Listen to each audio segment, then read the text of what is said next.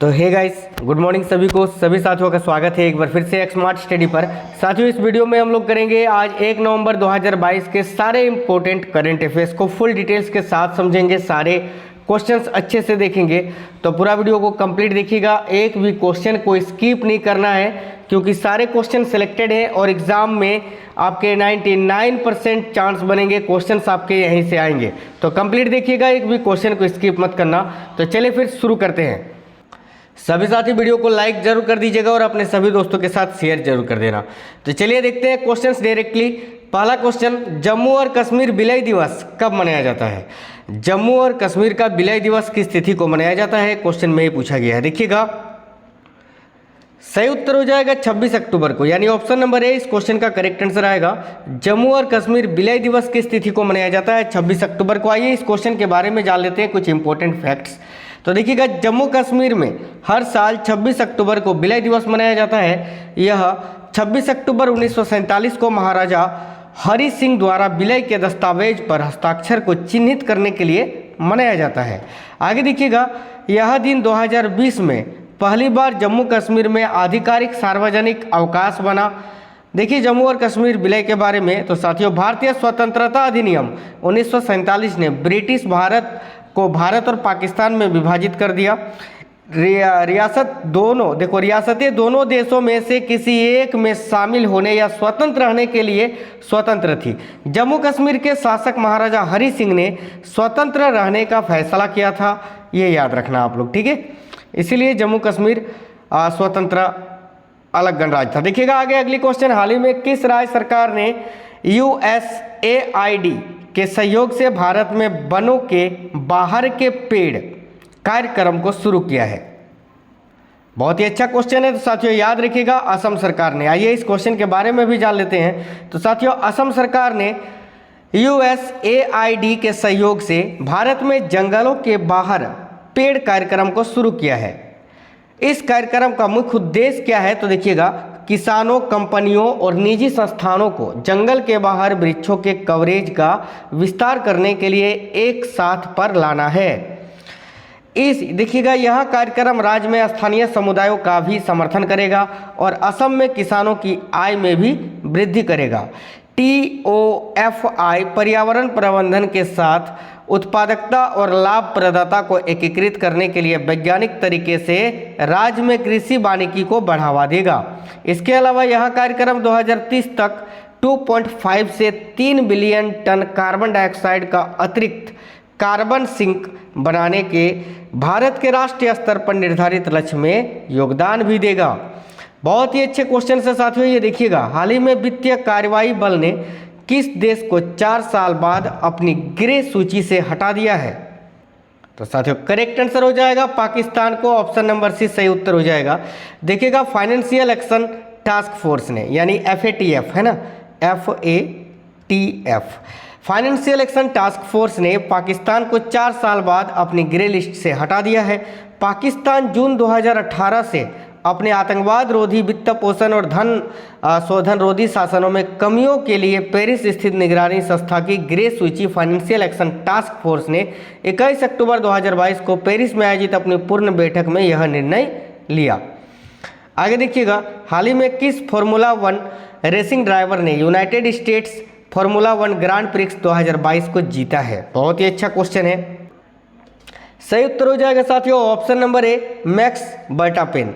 Option number A इस question का सही उत्तर हो जाएगा। आइए इस क्वेश्चन के बारे में भी जान लेते हैं।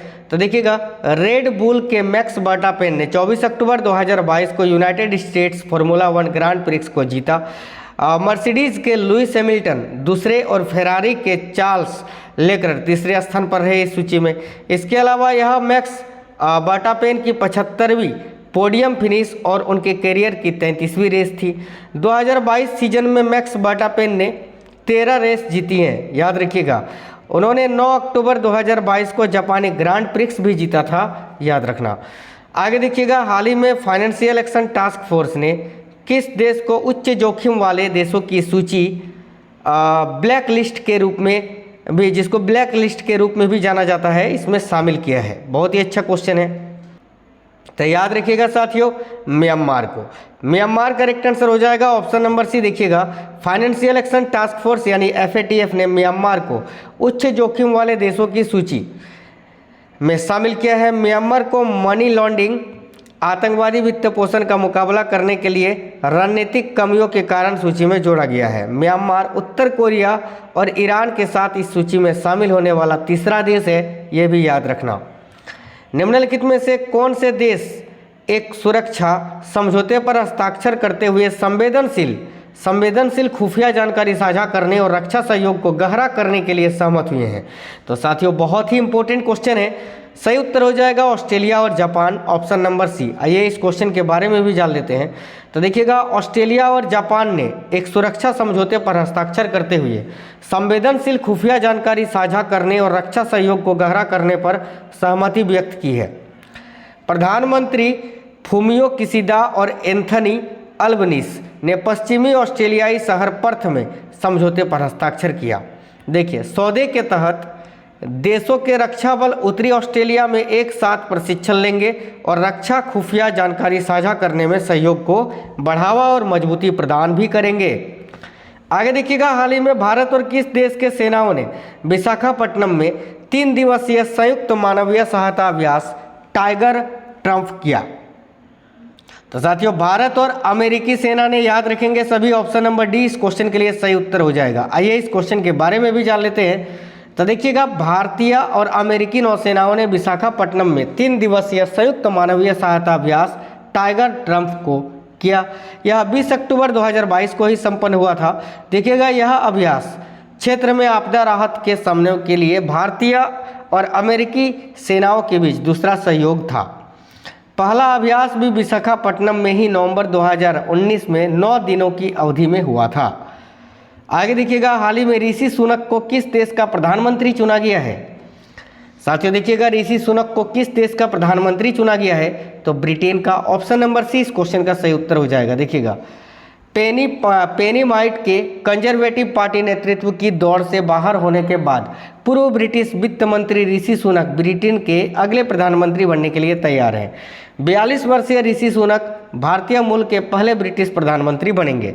बोरिस जॉनसन और लिज ट्रस के अपने पदों से इस्तीफा देने के बाद ऋषि सुनक 2 महीने से भी कम समय में ब्रिटेन के तीसरे प्रधानमंत्री बनेंगे। आगे देखिएगा हाल ही में प्रतिष्ठित फिल्म पाथेर पंचाली को, बहुत ही अच्छा क्वेश्चन है, हाल ही में प्रतिष्ठित फिल्म पाथेर पंचाली को international federation of film critics द्वारा अब तक की सर्वश्रेष्ठ भारतीय फिल्म घोषित किया गया है। फिल्म के निर्देशक कौन थे? तो साथियों याद रखिएगा ऑप्शन नंबर बी सत्यजीत रे। आइए इस क्वेश्चन के बारे में जान लेते हैं। महान फिल्म निर्माता सत्यजीत रे की फिल्म पाथेर पंचाली को international federation of film critics द्वारा अब तक की सर्वश्रेष्ठ भारतीय फिल्म घोषित किया गया है। इसने भारतीय सिनेमा सूची के इतिहास में शीर्ष 10 फिल्मों में नंबर 1 स्थान प्राप्त किया है, जिसकी घोषणा international federation of film critics की ओर से कराए गए मतदान के बाद हुई। यह फिल्म 1955 में रिलीज हुई थी, याद रखना। हाल ही में अंडर 23 विश्व कुश्ती चैंपियनशिप में स्वर्ण पदक जीतने वाले पहले भारतीय पहलवान कौन बने हैं? तो साथियों याद रखिएगा अमन सहरावत, ऑप्शन नंबर सी इस क्वेश्चन का सही उत्तर हो जाएगा। देखिएगा 16 वर्षीय अमन सहरावत स्पेन के पोंटेवेद्रा में अंडर 23 विश्व कुश्ती चैंपियनशिप में स्वर्ण पदक जीतने वाले पहले भारतीय पहलवान बने हैं। भारत ने अंडर 23 विश्व कुश्ती चैंपियनशिप 2022 में 6 पदक जीते हैं, जिसमें से 1 गोल्ड मेडल है, 1 रजत और 4 कांस्य पदक है। इसमें पहले साजन भानावाला अंडर 23 चैंपियनशिप में कांस्य पदक जीतने वाले भारत के पहले ग्रीको रोमन पहलवान बने हैं, ये भी याद रखेंगे आप लोग। आगे देखिएगा यूके स्थित एवियन एनालिटिक्स फर्म OAG की एक रिपोर्ट के अनुसार हाल ही में कौन सा भारतीय हवाई अड्डा दुनिया के 10वें सबसे व्यस्त हवाई अड्डे के रूप में उभरा है? तो साथियों याद रखिएगा इंदिरा गांधी अंतर्राष्ट्रीय हवाई अड्डा, ऑप्शन नंबर ए इस क्वेश्चन का सही उत्तर हो जाएगा। देखिएगा यूके स्थित एवियन एनालिटिक्स फर्म की एक रिपोर्ट के अनुसार हाल ही में इंदिरा गांधी अंतर्राष्ट्रीय हवाई अड्डा जो नई दिल्ली में है दुनिया के 10वें सबसे व्यस्त हवाई अड्डे के रूप में उभरा है। देखिएगा रिपोर्ट के अनुसार माने तो दिल्ली हवाई अड्डे ने अक्टूबर 2019 में 14वें स्थान से अपनी स्थिति में सुधार किया है।